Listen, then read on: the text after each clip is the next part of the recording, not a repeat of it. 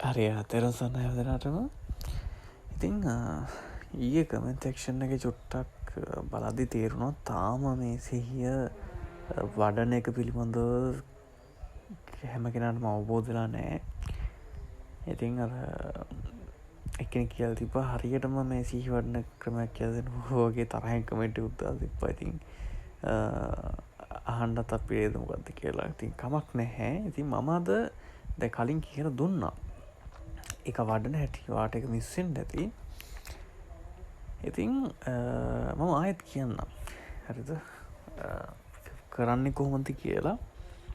එතකොට මේ සිහිය වඩන් ඉස්සල්ලාමයි කියලගෙන ගණඩ පෑන අපි නේ දරිකම් මේ කරන්නම් වාල කරන්න ඇතු අරමුණ ෆයිනලි අරමුණ මේක සිහිය ඇත්තරම වඩන්න ඕනේ අපි අපේ මේ කර්ම එක්රස්සන එක නවත්තන්න සහ හරිද කර්ම එක්රක්ෂණ එක නවත්තන්ඩ සහ මේ මායාව ක්‍රියේට් නැති දකිින්ට හරිද විදි මායාවක් කියලා අන්තකට අන්ටි පාකවතක්ත් හරි.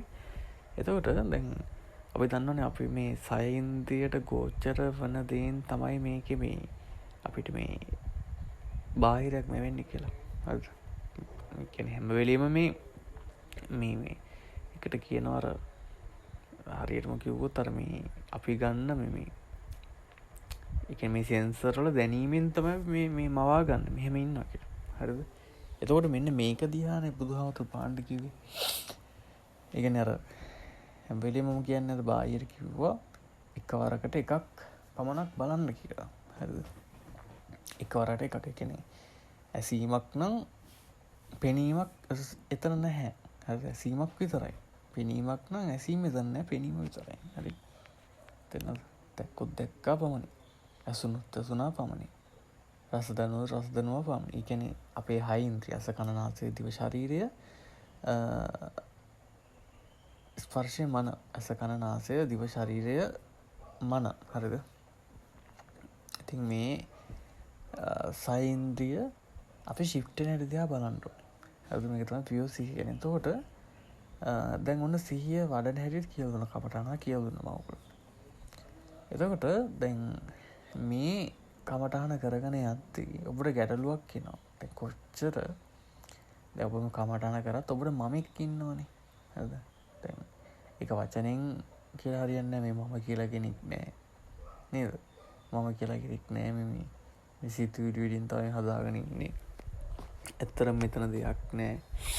මේ මෙහෙම ඇත්තරම දේවල් නැහැ. මේවා හදාගෙන තියෙන්නේ මෙහෙමයි කියලා මායාවක් කියලා කිව්වට අපි ගෝචර වෙන්නේ නැහෙනේ.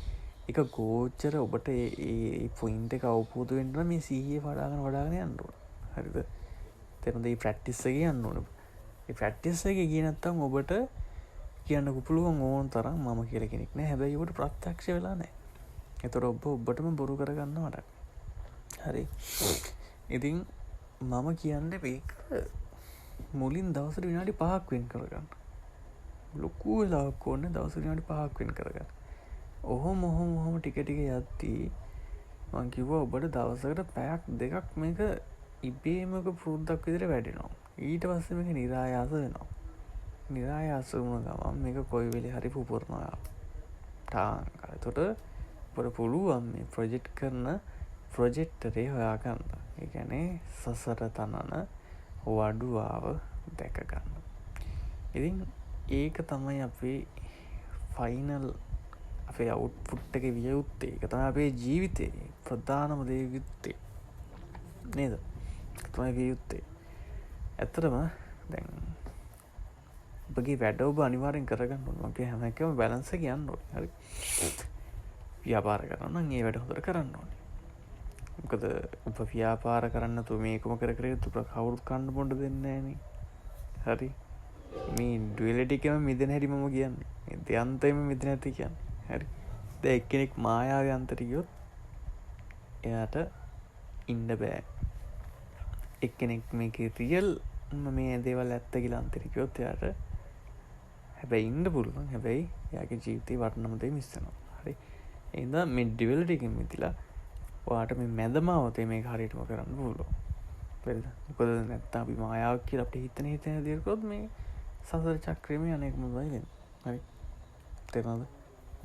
ඇති මේක හරි මේ සූක්ෂම තැනක් හරි සූක්ෂම තැනක් නමුත් මේ අපිට කරගන්න පුළුවන් හරියට හරි ඉතින් ඔයාගේ ලෞකික ජීවිතේ මොකක් කරලා ප්‍රශ්නක් තියෙනවා Patreon එකේ 90 days challenge එකක් කරනවා ඕන කෙනෙක් join වෙන්න පුළුවන් පළවෙනි link එක දාලා තියන්න right ඉතින් 100 වැඩිම තමයි අපේ ප්‍රධාන දේ යුත්තේ වගේම මේ අපි මේ නිවන් ස්වභාවය තමයි අපේ මූලිකම සාක්ෂාත් කර යුත්තේ මනුස්සයෙක් ඉපදිලා. හරි. අනිත් එක්කම මේ දේවල් පල්ලෙහා දෙන්න. හරි.